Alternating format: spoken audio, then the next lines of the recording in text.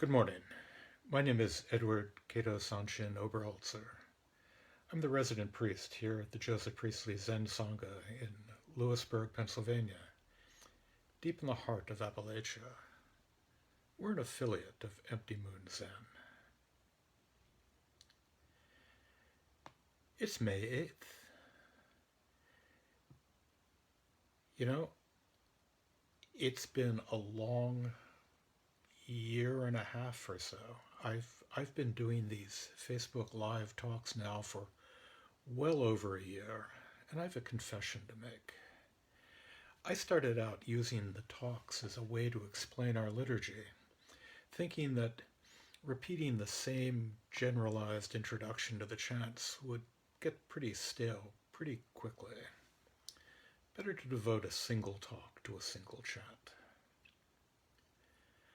Now, when I started sitting at Spring Hill Zen in a dank basement in Somerville, Massachusetts, many years ago, I'd often go early for the opportunity to hear the practice leader, Josh Bartok, give his introduction to Zazen to newcomers, hoping that with enough repetition, something of his insight might sink into my often cloudy mind.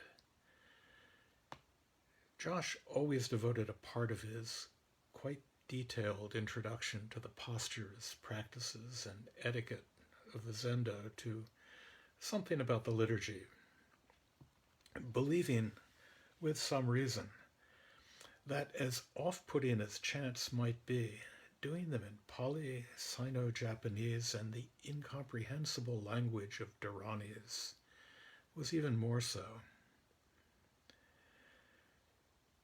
Since I didn't have the space or time for introductions like that on Zoom, I took the opportunity to take the individual chants as subjects for individual talks.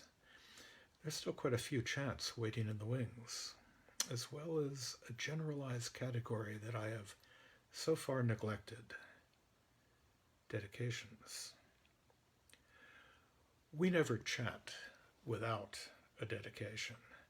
And there's been some discussion behind the scenes here at Empty Moon Zen about the variety of texts we have to pick from.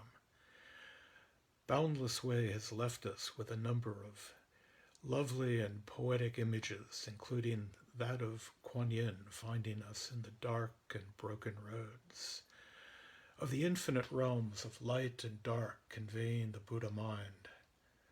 And of course our Soto ancestors have given us, as an echo, the Japanese term for a dedication, the more austere but, to my mind, equally lovely offering of merit generated by our chanting to our great benefactor and founder of the doctrine, the original teacher, Shakyamuni Buddha, to the eminent ancestor Dogen, to the great ancestor Keizan, and so on to the successive generations of Buddhas and ancestors who transmitted the flame. Our Soto brothers and sisters have an extended morning service which allots particular chants to particular areas of the monastery, with each location and its chants dedicated to particular beneficiaries. So monastics gather in the Buddha Hall and chant the Universal Gateway chapter of the Lotus Sutra, the Daishin Dharani, and the Shosai Myo Kichijo Dharani, all dedicated to Shakyamuni Buddha, to Dogen, and to Keizan. They would then move on to different locations, offering chants dedicated to the Arhats, to the ancestors, to the founding abbots, and finally to deceased monks and perhaps members of the community, each group with its own chants, each with their own dedications. There is, closer to our own practice, an abbreviated service with the Heart Sutra dedicated to Shakyamuni Buddha, Dogen, and Keizan, and on down to the founders of our community, but not to our own community members, living in pain, in need, in sickness, in death. No, That's something we owe to our boundless way lineage, on back to Robert Aiken. And from that practice, the dedicating of different chants within a single service to Sangha members, to our founders, and to all beings.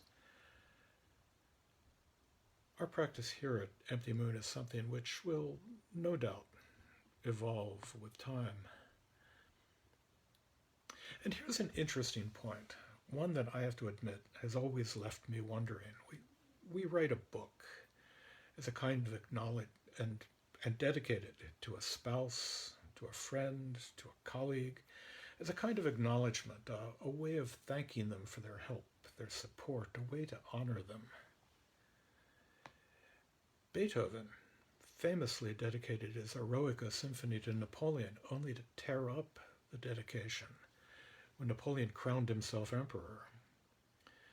But these are not our Zen dedications. We dedicate the merit generated by our chanting, by our sitting, to the object of the dedication, to the Buddha, to our ancestors in the Dharma, to friends, relatives, total strangers who might benefit from that merit. And just what might that merit be? The Lotus Sutra tells us that the simple act of reading, copying, or reciting the sutra will gain you rebirth in the highest of heavens. Just chanting the sutra creates merit. And it is this merit that we seek to share with the world. We chant, and as the sutra says, we hear the sutra from the Buddha's own mouth. We are wrapped in the robes of the Buddha. We dedicate our chanting, and with that dedication, we wrap the world in the robes of the Buddha. Last Tuesday's gathering in commemoration of Asian American Buddhists who have suffered and died as a result of a pervasive racism here in our own country included a beautiful and lengthy dedication from the Shin Buddhist tradition. It reminded me that often we can find ourselves carried by the sheer poetry of the words, that words can themselves transcend the meaning that they ordinarily have, and take us to a place beyond that mundane meaning, to a wordless space, the space of those dark and broken roads and the healing offered when we are found by Kuan Yin.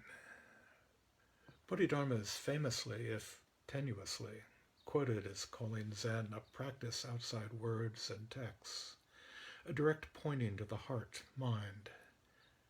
Yet words are so often just that direct pointing.